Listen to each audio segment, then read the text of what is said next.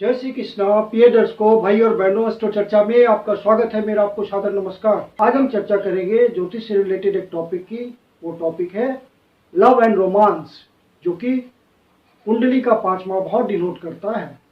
5वां भाव फीलिंग्स का होता है, इसलिए लव, अफेयर, रोमांस ये सब 5वें भाव से देखा जाता है। लव और रोमांस में सबसे ज्यादा सहयोग करते हैं चंद्रमा, जो कि मन का कारक है।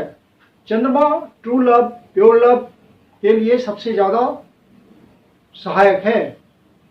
यदि कुंडली में चंद्रमा किसी भी प्रकार से कमजोर ना हो, पीड़ित ना हो, तो ये बहुत मदद करता है 5वें भाव से संबंध होने पे, ट्रू लव को जनरेट करने में, लव की फीलिंग्स होने में, और उसके लिए कवित्व की भावना भी प्रदान करता है।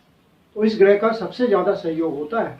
अन्य ग्रहों में शुक्र ग्रह भी स्नेह, प्रेम और हार्मोनी का कारक है, तो 5वें भाव से भी इसका संबंध बनता है। तो इस विषय के लिए ये बहुत अच्छा होता है।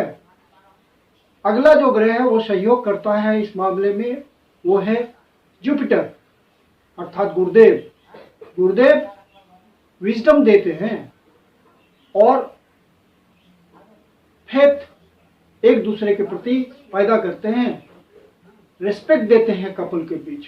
तो ये भी बहुत सहायक होते हैं इस मामले में। जो अगला ग्रह सहायक है वो है मंगल। मंगल फिजिकल अट्रैक्शन देता है अपने पार्टनर के प्रति, इससे वो आकर्षित होता है अपने पार्टनर के लिए। बाकी ग्रह इस मामले में बहुत हेल्पफुल साबित नहीं होते। यदि सूर्यदेव ने इस भाव से संबंध बनाया इस बात के लिए, तो वहां पे उनका ईगो सामने आ जाता है, आड़े आ जाता है। वो बहुत अलर्ट हो जाता है, केयरफुल हो जाता है कि ये लव अफेयर करना उसके लिए लाभप्रद, फ्रूटफुल साबित होगा कि नहीं। तो वहां पे निश्चल प्रेम होने में दिक्कत है। उसी तरह से मरकरी अर्थात बुधदेव जब इस भाव से संबंध बनाते हैं और इस फैक्टर के लिए काम करते हैं, तो वहां पे वो अवसरवादी हो जाते हैं और मोल भाव सोचने लगते हैं कि इस प्रेम संबंध से उसे कितना फायदा होगा। तो वो यहाँ भी निश्चल प्रेम की कमी हो जाती है। शनिदेव मैच्योरिटी दिखा देते हैं कि जिससे मैं प्रेम करूंगा वो कितना मैच्योर है, तो मैच्योरिटी की भावना आ जाती है, तो फिर निश्चलता खत्म हो जाती है। राहुदेव यहाँ कंफ्यूजन पैदा कर देते हैं और बाधाएं भी खड़ी करते हैं, क्योंकि out of caste, creed, culture, इन सब बातों से दूर जा करके सोचते हैं और वहाँ हर्डल ज्यादा बनता है। निश्चल प्रेम को करने में बाधाएं आती हैं।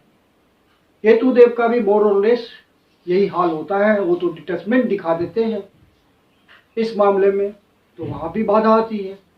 अर्थात इन मामलों में जो ग्रह सबसे ज्यादा सहयोग करते हैं वो नंबर 1 चंद्रमा, नंबर 2 शुक्र, मंगल और गुरुदेव, ये सब बहुत सहयोग करते हैं। और अन्य ग्रहों का इस मामले में साथ बहुत सारे फैक्टर्स पे निर्भर करता है। कोई व्यक्ति प्रेम करता है तो उसकी परिणति लाइफ पार्टनर के रूप में होती है, अर्थात विवाह के बंधन में वो बनते हैं और एक दूसरे के लिए जीते हैं। इसके लिए कुंडली में देखा जाता है कि चूंकि 5वां भाव प्राइमरली लव एंड रोमांस का है, अब वो कन्वर्ट होगा कि नहीं मैरिज में, इसके लिए जो सपोर्टिंग हाउस होते हैं वो होते हैं दूसरा भाव और 7वां भाव, क्योंकि दूसरा भाव कुल में वृद्धि करता है। आपकी शादी होगी तो कुल बढ़ेगा। और 7वां भाव लाइफ पार्टनर का होता है, तो ये सपोर्ट किए ये भाव। और 11वां भाव आपकी इच्छाओं की पूर्ति का होता है। तो यदि 5वें भाव का संबंध दूसरे भाव, 7वें भाव और 11वें भाव से हो जाए, तो प्रेम जो होता है वो विवाह में परिणत हो जाता है और व्यक्ति विवाह के सूत्र में बन जाते हैं सदा के लिए। लेकिन जब 5वें भाव का संबंध छठे भाव से बन जाए, आठवें भाव से बन जाए, 12वें भाव से बन जाए, या 5वें भाव का संबंध छठे भाव 8वें भाव से बन जाए, या 5वें भाव का संबंध छठे भाव 12वें भाव से बन जाए, या 5वें भाव का संबंध 8वें और 12वें भाव से बन जाए, या 5वें भाव का संबंध कंप्लीट छठे भाव 8वें भाव 12वें भाव से बन जाए, तो इन सब मामलों में ये निगेटिव हो जाता है प्रेम। फिर प्रेम चलने नहीं पाता, बहुत तरह की बाधाएं आती है, पीड़ा आती है। जब तक 11वें भाव से संबंध नहीं बनेगा तब तक प्रेम विवाह में परिणत नहीं होता है, किसी न किसी प्रकार से वो टूट जाता है। यदि 5वें भाव का संबंध चौथे भाव से हो जाता है तो प्रेम समाज से छिपा हुआ रहता है और गुप्त रूप से चलता है। और यदि फिर दूसरे भाव, 7वें भाव और 11वें भाव से संबंध आता है, ग्रहों के थ्रू, पोजीशन, कंजंक्शन या एस्पेक्ट, ये सब शामिल होते हैं उसमें, और संबंधित ग्रह पूरी तरह मजबूत होते हैं सरबल लिए हुए, तो विवाह में परिणत होता है प्रेम। प्रेम भी होता है, विवाह भी होता है, और खुशहाल जीवन भी होता है।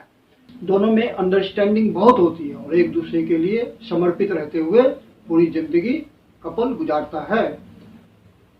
यदि 5वें भाव का संबंध तीसरे भाव से हो जाए तो कहीं निबरिंग लोगों में से किसी से प्रेम होता है, और यदि दूसरा भाव, 7वां भाव और 11वें भाव से संबंध बने तो वो विवाह में परिणत होता है। तो 5वें घर का संबंध जिस भाव से बनता है उस भाव से संबंधित कुछ न कुछ इंडिकेशन होता है, जिसको एक एस्ट्रोलॉजर भली भांति पढ़ता है अपने अनुभव से। मैं कुंदन शर्मा आप लोग का हार्दिक स्वागत करता हूं। यदि आपको वीडियो अच्छा लगा तो इसको लाइक करें, अपने परिचितजनों को शेयर करें और अपने चैनल एस्ट्रो चर्चा को सब्सक्राइब भी करें। यदि आपके जीवन की कोई समस्या है जिसका समाधान आप हमसे चाहते हैं तो पर्सनल कंसल्टेशन ले सकते हैं। मेरी अपनी कंसल्टेशन शुल्क होती है। नीचे डिस्क्रिप्शन बॉक्स में मेरा व्हाट्सएप नंबर दिया हुआ, वीडियो के अंत में भी व्हाट्सएप नंबर दिया हुआ है। आप कंसल्टेशन के लिए बुकिंग कर सकते हैं। धन्यवाद।